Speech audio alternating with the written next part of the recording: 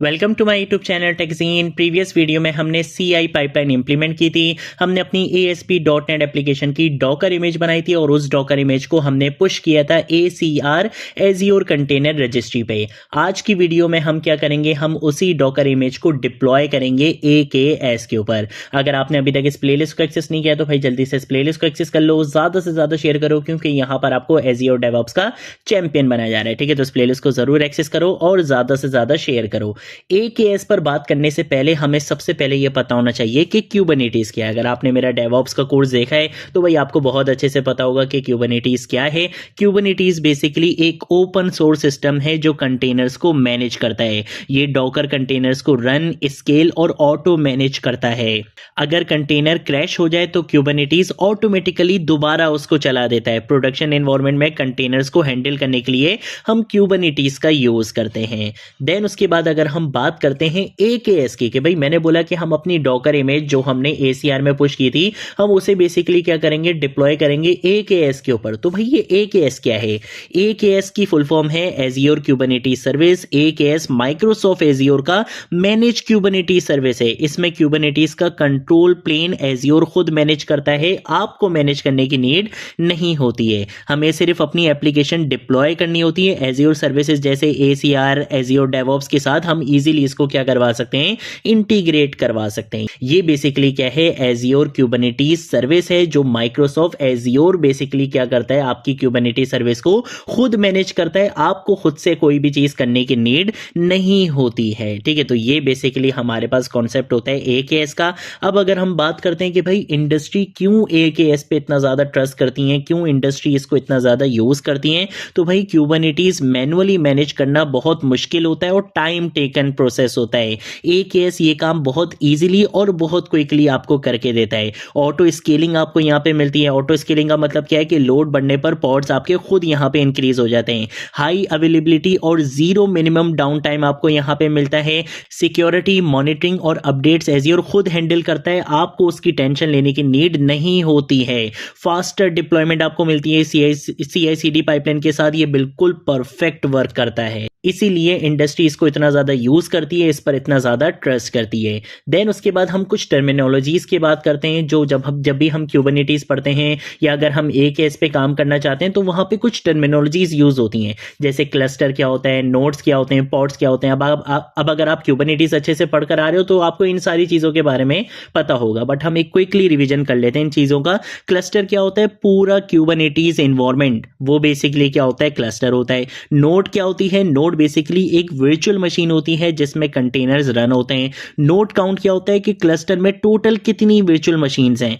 Pod क्या होता है, क्यूबरनेटिस की स्मॉलेस्ट यूनिट होती है। एक पॉड के अंदर एक से ज्यादा हम कंटेनर्स को रन कर सकते हैं। ठीक है, तो ये कुछ टर्मिनोलॉजीज हैं, इनके बारे में आपको पता होना चाहिए। अब हम क्या करेंगे, हमने थ्योरेटिकली चीजें सारी देख ली हैं। हम आ जाएंगे सबसे पहले तो यहाँ पर अपने एज़्योर पोर्टल के ऊपर, और यहाँ पर आकर मैं क्या करूंगा, मैं आ जाऊंगा अपनी वर्चुअल मशीन में, और वर्चुअल मशीन में आने के बाद मैं वर्चुअल मशीन को क्या कर दूंगा, स्टार्ट कर दूंगा। जब भी आपका काम हो जाया करे तब आप अपनी वर्चुअल मशीन को वापस स्टॉप कर दिया करो, वरना भाई आपका ज्यादा बिल आ सकता है। ठीक है, तो हम क्या आएंगे, वापस होम पर आएंगे। यहां पर आपने क्या करना है, क्यूबरनेटिस सर्विस पे जाना है। अगर आपके पास यहां पे शो नहीं हो तो आप सिंपल मोर सर्विस में आ सकते हो, और मोर सर्विस में आकर भी आप यहां पर आकर देख सकते हो, आपको यहां पे मिल जाएगा क्यूबरनेटिस सर्विसेज। ठीक है, तो हम यहां पर आकर क्या करेंगे, इसको सिलेक्ट करेंगे।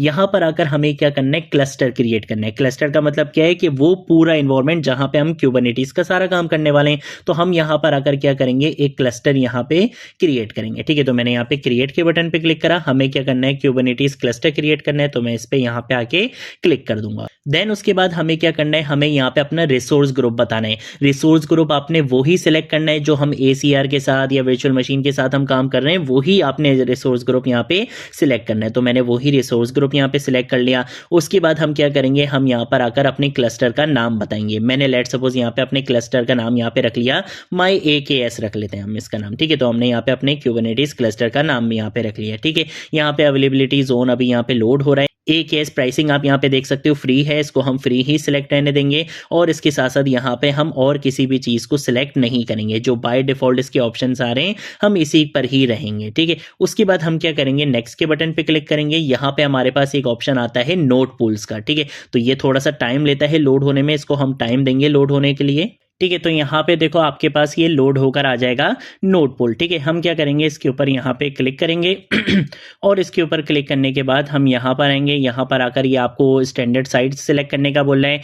तो यहाँ पे देखो इसके पास क्या है, 2 CPU हैं। ठीक है, मैं इसको यहाँ पे आके क्या करूँगा, चूज अ साइज पे क्लिक करूँगा और कम से कम जिसके पास 4 CPU हो वो तो हम यहाँ पे सिलेक्ट कर लेंगे। ठीक है, तो 4 या 8 CPU वाला हम यहाँ पे क्या कर लेंगे, सिलेक्ट कर लेंगे। तो अगर हम देखते हैं यहाँ पे डी सीरीज़ में हमारे पास 2 ही आ रहे हैं। ठीक है, अच्छा डी सीरीज़ हमारे पास ये भी है, तो हम यहाँ पे आके ज़रा इसको सिलेक्ट करते हैं।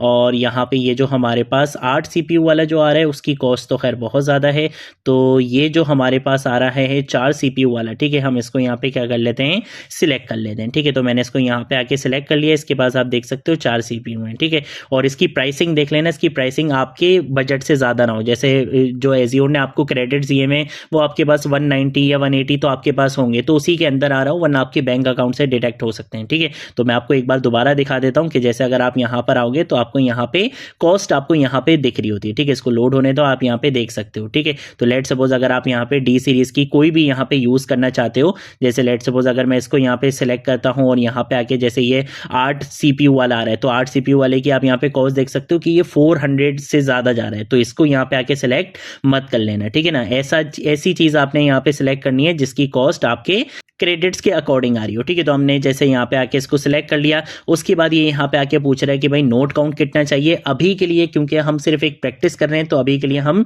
इसका मिनिमम और मैक्सिमम नोट क्या रख लेंगे, 1 रख लेंगे, इससे ज़्यादा मुझे नहीं चाहिए। ठीक है, इसके बाद हम यहाँ पे आके इसको क्या करेंगे, अपडेट करेंगे। अपडेट करने पर मुझे कोई एरर नहीं मिला है। हमें आना है यहाँ पे इंटीग्रेशन पे। ये प्रोसेस बहुत इंपॉर्टेंट है, ये अगर आपने नहीं किया तो आपकी डिप्लॉयमेंट सही से नहीं हो पाएगी। हमें क्या करना है, AKS को कनेक्ट करवाना है ACR के साथ, क्योंकि आपकी जो डॉकर इमेज है वो है ये ACR में।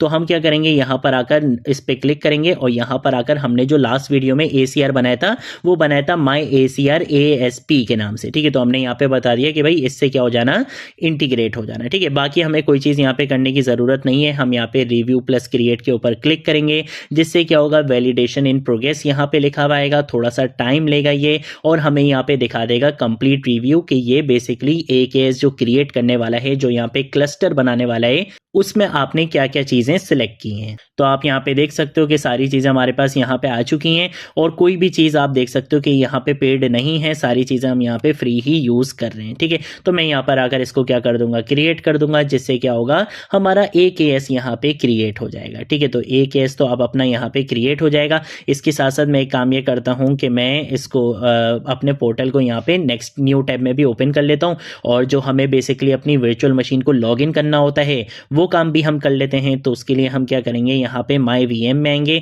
यहाँ पर आकर हम देख सकते हैं कि मेरी जो वर्चुअल मशीन है वो स्टार्ट हो चुकी है। तो मैं यहाँ पे कनेक्ट के बटन पे क्लिक करूंगा और यहाँ पर आऊँगा। यहाँ पर आकर मुझे SSH की एक कमांड मिलेगी।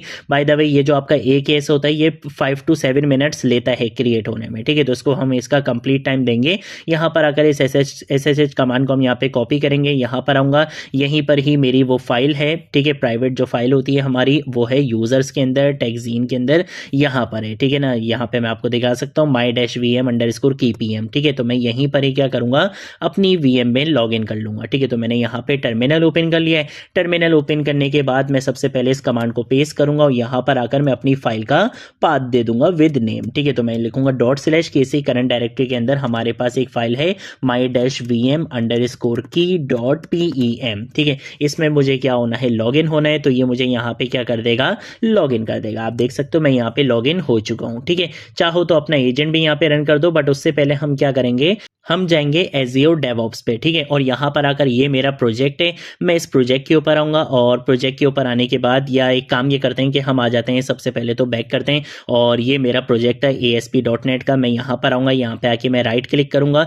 राइट क्लिक करने के बाद हम यहाँ पे VS कोड में अपने प्रोजेक्ट को ओपन कर लेंगे। ठीक है, तो मैंने यहाँ पे VS कोड में अपने प्रोजेक्ट को ओपन कर लिया। ठीक है, सबसे पहले काम ये करेंगे कि हमने जो CI पाइपलाइन का कोड लिखा था हम उसको यहाँ पे एक्सटेंड करेंगे। हम यहाँ पे CD पाइपलाइन का भी कोड यहाँ पे लिखने वाले हैं। ठीक है, तो वो मैं यहाँ पर आकर बताऊंगा। इसके लिए क्या होगा, हमारा एक डिफरेंट टास्क होगा। तो हम यहाँ पे आके लिख देंगे कि ये बेसिकली क्या रहने वाला है, आपका एक टास्क रहने वाला है। ठीक है, और इसको मैं यहाँ पे क्लोज कर देता हूँ। ये जो टास्क होगा वो बेसिकली क्या यूज करेगा, मैं यहाँ पर आकर लिखूंगा क्यूबरनेटिस, ठीक है, और मैं उसके बाद यहाँ पे लिखूंगा मैनिफेस्ट, और मैनिफेस्ट के बाद मैं यहाँ पे लिख दूंगा @1। ये टास्क बेसिकली क्यूबरनेटिस मैनिफेस्ट का यूज करेगा ताकि हम क्यूबरनेटिस में इजीली डिप्लॉयमेंट कर सकें, ठीक है। जो डिस्प्ले नेम हमें दिखाना है वो डिस्प्ले नेम हम यहाँ पे आके लिख लेते हैं। डिस्प्ले नेम लेट सपोज मैं यहाँ पे लिख लेता हूँ डिप्लॉय टू AKS, ठीक है, तो हम यहाँ पे लिख देंगे डिप्लॉय टू AKS। उसके बाद मुझे यहाँ पे इनपुट्स बताने हैं, तो हम इनपुट्स के अंदर क्या देंगे, हम यहाँ पे सबसे पहले एक्शन, कि एक्शन क्या है, बेसिकली आपने क्या करना है, एक एप्लीकेशन को डिप्लॉय करना है, ठीक है, तो मैं यहाँ पर अगर क्या करूंगा, इसको डिप्लॉय करूंगा। उसके साथ साथ मुझे यहाँ पे क्या करना है, क्यूबरनेटिस सर्विस कनेक्शन देना है। सर्विस कनेक्शन अभी हमने बनाया नहीं है, हम कब बनाएंगे, जब हमारी यहाँ पे AKS पूरा बन जाएगा, ठीक है, जब AKS बन जाएगा तब हम सर्विस कनेक्शन बनाएंगे, ठीक है। तो अभी मैं नाम लिख रहा हूँ लेकिन अभी तक मैंने सर्विस कनेक्शन बनाया नहीं है, ठीक है, तो मैं यहाँ पे आके लिखूंगा क्यूबरनेटिस, उसके बाद हम यहाँ पे आके लिखेंगे सर्विस, ठीक है, मैंने यहाँ पे लिख दिया सर्विस, उसके बाद हम यहाँ पे लिखेंगे सर्विस कनेक्शन, ठीक है। तो ये मेरा क्यूबरनेटिस सर्विस कनेक्शन होगा। जब मैं बना लूंगा तो उसका नाम मैं रखूंगा AKS कॉन, ठीक है, ये मैं नाम रखूंगा बेसिकली उसका, बस आपने ये चीज याद रखनी है, ये चीज सेम रहनी चाहिए। उसके बाद हम यहाँ पे आके नेम स्पेस बताएंगे, नेम स्पेस मैं यहाँ पे आके सिलेक्ट कर लूंगा डिफॉल्ट, और उसके साथ साथ हम यहाँ पे आके मैनिफेस्ट बताएंगे, ठीक है, तो मैं यहाँ पे आके लिखूंगा मैनिफेस्ट, ठीक है। और उसके बाद हमें यहाँ पे आके जब मल्टीपल कमांड्स देनी होती है तो हम इस पाइप ऑपरेटर का यूज करते हैं। मैं बोलूंगा कि भाई मेरी प्रोजेक्ट की डायरेक्टरी में आपको एक फोल्डर मिलेगा K8s के नाम से, उसके अंदर आपको एक फाइल मिलेगी deployment.yaml की, ठीक है, वहां पर बेसिकली इसका कोड लिखा है और इसके साथ साथ एक और फाइल होगी K8s की डायरेक्टरी में ही होगी, वो होगी service.yaml। अब ये दो फाइल्स कहां पर है आप बोलोगे, भाई ये दो फाइल्स अभी अभी हम यहाँ पे बनाएंगे, ठीक है, तो यहाँ पे हमने CD का कोड कंप्लीट कर लिया है। हमने बता दिया कि भाई इन दो फाइल्स के अंदर लिखा हुआ है कि डिप्लॉयमेंट कैसे करनी है, सर्विस कनेक्शन कौन सा यूज हो रहा है, एक एक चीज यहाँ पर आपको बताई हुई है, एक्शन भी बता दिया कि आपने क्या करना है, AKS पे डिप्लॉय करना है। अब वो डिप्लॉयमेंट कैसे हो रही होगी, किस तरह से क्यूबरनेटिस का काम मैनेज होगा, वो काम हम करेंगे इन दो फाइल्स के अंदर। तो वो दो फाइल्स कैसे बनेंगी, आपने अपनी प्रोजेक्ट की रूट डायरेक्टरी में आके एक न्यू फोल्डर बनाना है, फोल्डर का नाम मैं रख दिया K8s, जो नाम आपने यहां पर दिया है वही नाम आपने यहां पे यूज करना है, K8s दे दिया। इसके साथ साथ एक फाइल का नाम होगा deployment.yaml, ठीक है, तो मैं यहां पे आके लिख दूंगा deployment.yaml, और एक फाइल का नाम हमारे पास होगा service.yaml, ठीक है, तो मैंने यहां पर आकर लिख दिया है service.yaml। डिप्लॉयमेंट वाली फाइल का काम होता है ऐप को रन करना और मैनेज करना, और सर्विस वाली फाइल का होता है ऐप को इंटरनेट से कनेक्ट करना, ठीक है। तो सबसे पहले हम क्या करेंगे, हम आ जाएंगे deployment.yaml के अंदर। deployment.yaml के अंदर आके सबसे पहले हम यहाँ पे आके यूज करेंगे API वर्जन का, ठीक है। अब ये API वर्जन क्या होता है, API वर्जन बेसिकली क्यूबरनेटिस का कौन सा वर्जन API आपने यूज करनी है वो बताता है, ठीक है। तो डिप्लॉयमेंट्स के लिए जो स्टैंडर्ड है, जो लेटेस्ट सपोर्टेड API है वो है बेसिकली V1, ठीक है, तो वो हम यहाँ पे आके क्या यूज करेंगे, app/v1 का हम यहाँ पे यूज करेंगे। तो मैंने यहाँ पे आके दे दिया app/v1, ठीक है, तो ये बेसिकली क्या है, API वर्जन है। उसके बाद हमने यहाँ पे क्या करना है, हमने यहाँ पे आके बतानी है काइंड, के काइंड के रहने वाली है। हम यहाँ पे आके बता देंगे डिप्लॉयमेंट, कि आपने बेसिकली क्या करना है, डिप्लॉय करना है, ठीक है, तो ये चीज़ भी मैंने यहाँ पे बता दी। अच्छा, उसके बाद हम यहाँ पे आके क्या करेंगे, नेक्स्ट लाइन में आएंगे। यहाँ पर आकर मैं क्या यूज़ करूँगा, मेटा डेटा का यूज़ करूँगा, ठीक है, तो मैंने यहाँ पे आके मेटा डेटा लिखा। मेटा डेटा के अंदर मैं नेम बताऊँगा इसका, और नेम इसका मैंने यहाँ पे आके रख दिया ASP net-app, ठीक है, ये मैंने बेसिकली इसका नाम रख दिया है, ठीक है। इसके साथ साथ हम यहाँ पे आके स्पेक का यूज़ करेंगे कि आपकी एक्चुअल में बेसिकली जो कॉन्फ़िगरेशन रहने वाली है क्यूबरनेटिस की वो क्या रहेगी। तो हमने स्पेक का यहाँ पे यूज करा। यहाँ पे आके मैं रेप्लिकास का यूज करूंगा कि आपने कितनी कॉपी बनानी है अपनी एप्लीकेशन की, जो एप्लीकेशन हम डिप्लॉय करने वाले हैं। मैंने बोला कि भाई दो आपने क्या करना है, इसकी कॉपी बनानी है, एक तो आपकी रनिंग में होगी और एक आपकी बैकअप पे होगी, कि अगर इनकेस आपकी एप्लीकेशन क्रैश हो जाए तो दूसरी वाली रन हो जाए, ठीक है। तो हमने यहाँ पे दो इसका यहाँ पे बना लिया। उसके बाद हम यहाँ पे आके क्या यूज करेंगे, सिलेक्टर का यूज करेंगे, और इस सिलेक्टर के अंदर हम यहाँ पे आके एक प्रॉपर्टी यूज करते हैं, वो होती है मैच लेबल्स की, ठीक है। इस मैच लेबल्स के अंदर हमें अपनी एप्लीकेशन का नाम देना होता है, एक लेबल देना होता है, वही लेबल बेसिकली क्यूबरनेटिस एनवायरनमेंट में पहचाना जाता है, ठीक है। तो इसका नाम हम यहाँ पे आके दे देंगे ASP net-app, ठीक है, ये मैंने बेसिकली क्या दे दिया है, इसको एक लेबल दे दिया है। अब हम क्या करेंगे, टेम्पलेट का यूज करेंगे कि भाई टेम्पलेट क्या रहेगा। तो हम यहाँ पर आकर क्या करेंगे, टेम्पलेट का इस तरह से यूज करेंगे। इस टेम्पलेट के अंदर भी हमें क्या देना होता है, मेटा डेटा देना होता है। तो मैं यहाँ पर आकर मेटा डेटा का यूज़ करूँगा, इसके अंदर हम यहाँ पे आके लेबल्स का टैग यूज़ करेंगे और लेबल्स के अंदर हम बता देंगे कि हमारी ऐप क्या है। ठीक है, तो मैं यहाँ पर आकर ऐप का नाम दे दूंगा ASP.NET-ऐप। ठीक है, तो ये मैंने यहाँ पर आकर दे दिया। इससे क्या होगा, इससे बेसिकली आपके पूरे क्लस्टर में ये चीज़ देखी जाएगी, हर कंटेनर पहचान सकेगा कि आपकी एप्लीकेशन का नाम क्या है, किस एप्लीकेशन को रन करना है इस एनवायरनमेंट में जिसके पास ये वाला लेबल होगा। ठीक है, तो हमने यहाँ पर आकर ये चीज़ भी डिफाइन कर दी है। ठीक है, उसके बाद हमें क्या करना है, हमें बेसिकली इसका स्पेक बताना है। तो हम यहाँ पे आके स्पेक का यहाँ पे क्या करेंगे, यूज़ करेंगे। हम यहाँ पे आके कंटेनर्स की स्पेसिफिकेशन बताने वाले हैं अब, तो हमने यहाँ पे कंटेनर्स का यूज़ करा। इस कंटेनर्स के अंदर हमें सबसे पहले कंटेनर का नाम देना है। ठीक है, तो कंटेनर का नाम मैं यहाँ पे आके रख दूंगा ASP.NET-कंटेनर। ठीक है, ये मैंने अपने कंटेनर का नाम रख दिया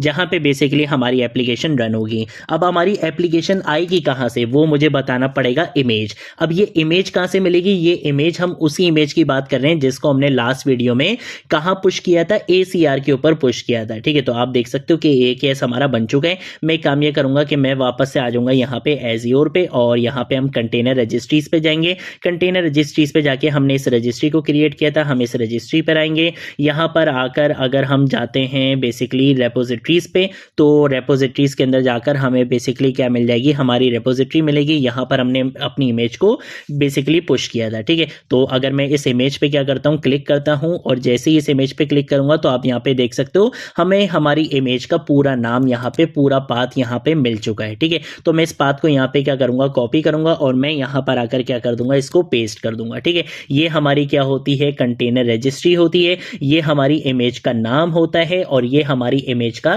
टैग होता है। ठीक है, तो ये हमने यहाँ पे कंप्लीट अपनी इमेज बता दी कि इस इमेज को आपने क्या करना है, रन करना है, यानी कि इस एप्लीकेशन को आपने क्या करना है, रन करना है। ठीक है, इसके साथ साथ हमें क्या बताना होता है, पोर्ट भी बताना होता है कि आपका जो कंटेनर है, जो आपकी एप्लीकेशन है, वो किस पोर्ट्स के ऊपर रन होगी। तो हम यहाँ पे आके पोर्ट्स का यूज करेंगे और हम यहाँ पे आके एक और प्रॉपर्टी का यूज करेंगे, कंटेनर पोर्ट का। ठीक है, कि आपका जो कंटेनर है वो किस पोर्ट के ऊपर रन होगा। ठीक है, तो मैंने यहाँ पे आके पोर्ट दे दिया है इसको 8080। ठीक है, तो यहाँ पे हम बेसिकली deployment.yaml का काम कंप्लीट कर चुके हैं, जिसके अंदर हमने यहाँ पे सारी चीजें बता दी हैं कि एप्लीकेशन की आपकी 2 कॉपीज रन होंगी। ठीक है, ये भी बता दिया, मैच लेबल्स डिफाइन कर दिए, टेम्पलेट बता दिया कि जो आपके पोर्ट का जो ब्लूप्रिंट रहेगा, कि जब भी आपका नया पोर्ट बनेगा उसका स्ट्रक्चर क्या होगा, वो सारी चीजें हमने यहाँ पे टेम्पलेट के अंदर डिफाइन कर दी। ठीक है, और फिर जो आपकी स्पेसिफिकेशन रहेगी, किसकी स्पेसिफिकेशन, कंटेनर की जो स्पेसिफिकेशन रहेगी वो भी हमने यहाँ पे डिफाइन कर दी है। ठीक है, अब जो हमारा काम रहेगा वो हमारा काम रहेगा service.yaml का। ठीक है, इसके अंदर आके सबसे पहला काम हमारा वही रहेगा कि हम API वर्जन का यूज करेंगे और API वर्जन मैंने यहाँ पे दे दिया है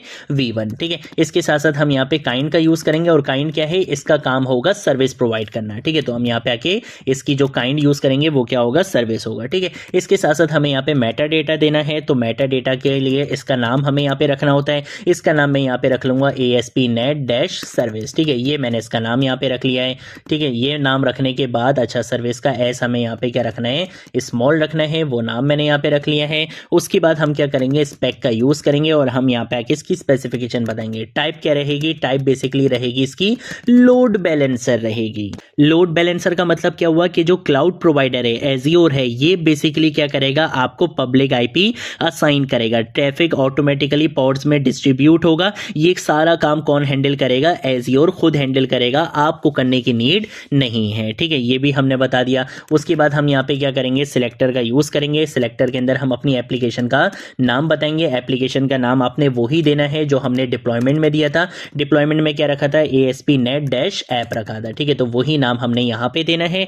उसके साथ साथ हमें यहाँ पे क्या बतानी होती हैं, पोर्ट्स डिफाइन करनी होती हैं। तो हम यहाँ पे पोर्ट्स का क्या करेंगे, यूज करेंगे। यहाँ पर आकर हम बताएंगे अपनी पोर्ट, और पोर्ट मैं इसको यहाँ पे दे दूंगा 80। ठीक है, पोर्ट दे दी और इसके साथ साथ हम यहाँ पे टारगेट पोर्ट बताएंगे कि बेसिकली जो आपके कंटेनर की पोर्ट थी वो हम यहाँ पे आगे डिफाइन करेंगे। टारगेट पोर्ट आपकी क्या थी, 8080 थी। ठीक है, तो ये हमने यहाँ पे सर्विस में सारा काम यहाँ पे कर लिया है। इसको भी मैं कंट्रोल ऐसे सेव कर लूंगा। CD पाइपलाइन का काम कंप्लीट हो चुका है। अब हम क्या करेंगे, अब हम आएंगे यहाँ पर और यहाँ पर आने के बाद हम जाएंगे ज़रा सबसे पहले अपने प्रोजेक्ट की सेटिंग में। प्रोजेक्ट की सेटिंग में आकर हमने क्या करना है, सर्विस कनेक्शन क्रिएट करना है। सर्विस कनेक्शन में आएंगे। सर्विस कनेक्शन में आके हमने यहाँ पे न्यू सर्विस कनेक्शन पे क्रिएट करना है और यहाँ पर आकर हम किसको सिलेक्ट करेंगे, Kubernetes को सिलेक्ट करेंगे। नेक्स्ट पे क्लिक करेंगे। यहाँ पर आकर ये आपसे क्या करता है, सबसे पहले तो लॉगिन करवाता है। तो हम यहाँ पे आके लॉगिन कर लेंगे।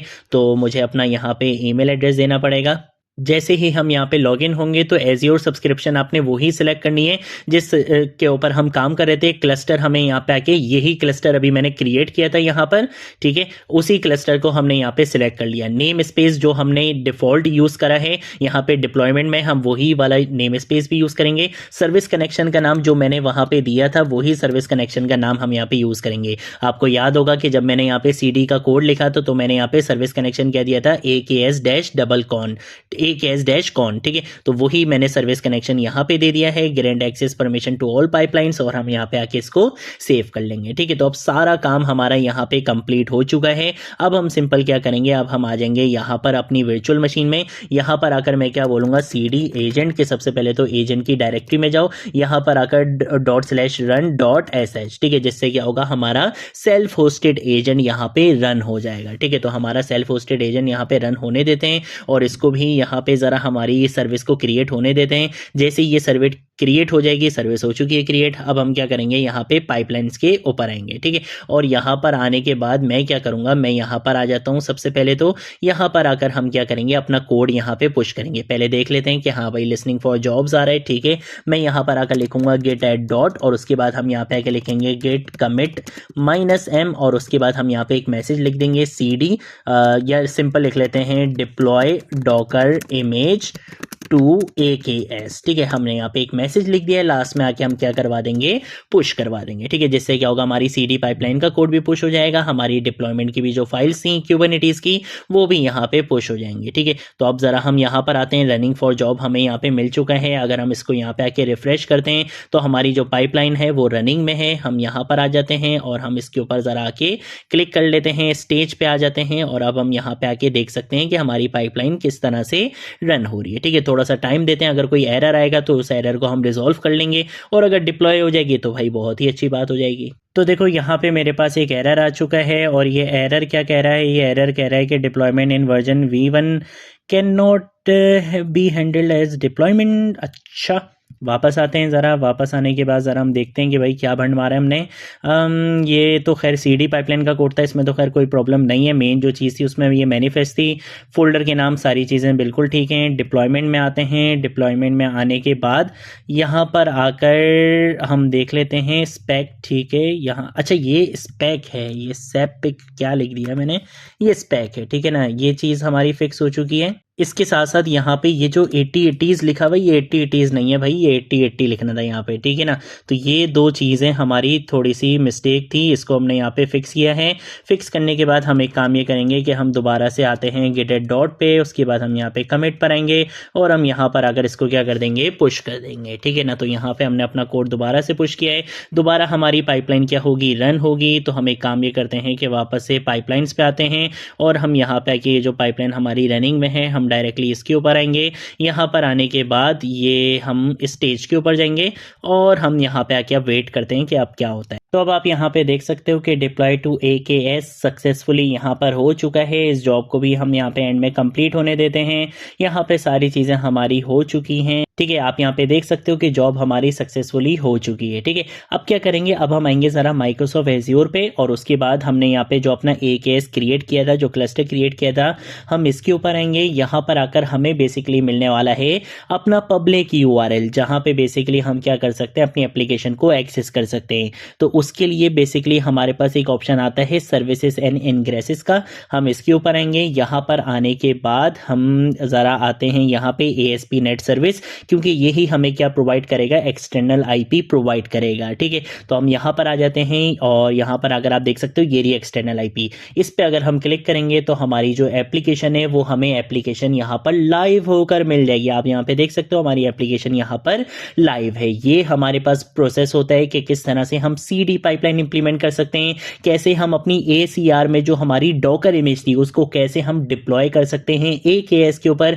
ये चीज़ हमने यहाँ पर कवर कर ली है। ये हमारा कंप्लीट कोर्स था एज़्योर डेवऑप्स का। अच्छा लगा हो तो कमेंट करके ज़रूर बताना। जीसीपी पे भी कोर्स चाहिए तो वो भी बहुत जल्द मैं आपके लिए लेकर आने वाला हूँ, ठीक है। तो उसकी भी टेंशन नहीं लेनी है। ये कोर्स कैसा लगा वो मुझे कमेंट सेक्शन में ज़रूर बताना। लिंक्डइन पर शेयर करो, सबको बताओ कि यहाँ पर आपको डेवऑप्स का चैंपियन बनाया जा रहा है, ठीक है। ये थी हमारी आज की वीडियो। अगर कोई चीज़ नहीं समझ आए नीचे कमेंट सेक्शन में पूछ लेना, सोशल मीडिया अकाउंट से पूछ लेना, मैं ज़रूर आप लोगों को रिस्पॉन्ड करूंगा। अब हम मिलेंगे नेक्स्ट वीडियो में नेक्स्ट टॉपिक के साथ। तब तक के लिए बाय बाय।